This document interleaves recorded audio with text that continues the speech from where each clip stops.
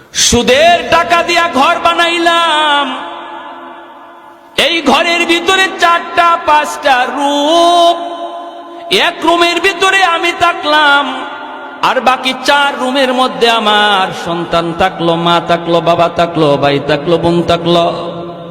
আল্লাহ পাক রব্বুল আলামিন এই 5টা রুমের হিসাব আপনার কাছ থেকে একা নিব।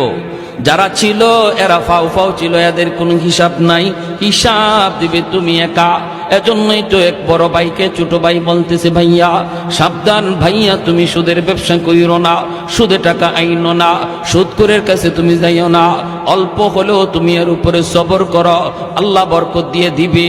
বড় ভাই কই চুপ থাক, তুই মাদ্রাসায় গেছো মাত্র, এখনই পণ্ডিতি কইরো না, এখনো কিন্তু বড় হুজুর হও নাই, চুপ কর, তুই বেশি কথা বলবি না। ছোট ভাই বলতেছে, ভাইয়া ও ভাইয়া তোমার হিসাব কিন্তু কেউ দিবে না, কেউ দিবে না, হিসাব শুধু তুমি একা একাই দেওয়া লাগবে।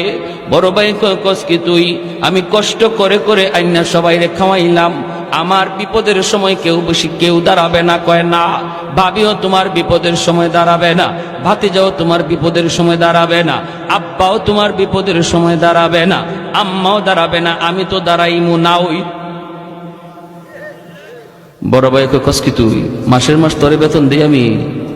যত বেতনই দেও, বিপদে যখন পড়বা আমি নাই।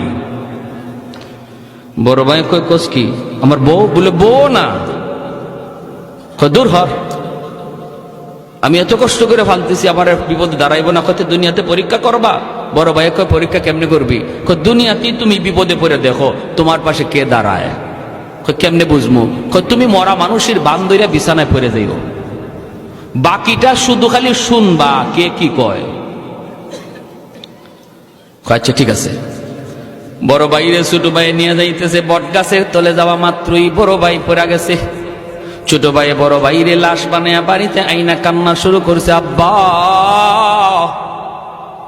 ও ভাবি ও মা, কিরে কি হয়েছে? কই ভাইয়া মইরা গেছে।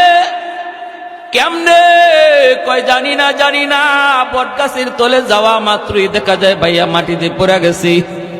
ও আব্বা গো কয়ে ছোট ভাই কাঁদতেছে, বড় ভাই মরে গেছে। ভাবি আইসা স্বামীর লাশের পাশে আইসা ভাবি কাঁদতেছে, এইভাবে তার বাতি যাওয়ায় কাঁদতেছে। সবাই তো কান্দে, বাবাও কান্দে, মাও কান্দে। ওই অবস্থায় সে বলতেছে, আব্বা একটু সময় আমাকে দিবানি? কেন? কয় আমি একটু হুজুরের কাছে যাব, মুফতি সাহেবের কাছে, জিন হুজুরের কাছে যাব, যাইয়া হুজুরের কাছে একটু পানি ভরা নিয়ে আসব। আমার মনে হয় ভাইয়ার দম আটকে আছে, এটা মনে হয় কোন জিন্নাতের কারসাজি, কারণ বট গাছের তলে ঘটনাটা ঘটছে। আমি একটু পানি ভরা নিয়ে আসি, একটা ফু নিয়ে আসি। বাবা কইতা, বাবা তাড়াতাড়ি যা। ছোট ভাই দৌড় দিছে মাদ্রাসায়। কি আর মাদ্রাসায়, হ্যাঁ তো নিজেই বড় হুজুর। ঘটনা তো হেই ঘটাইছে। কিছু দূর যাইয়াই ফেরত আইছে, আব্বা ফু পায়া গেছি।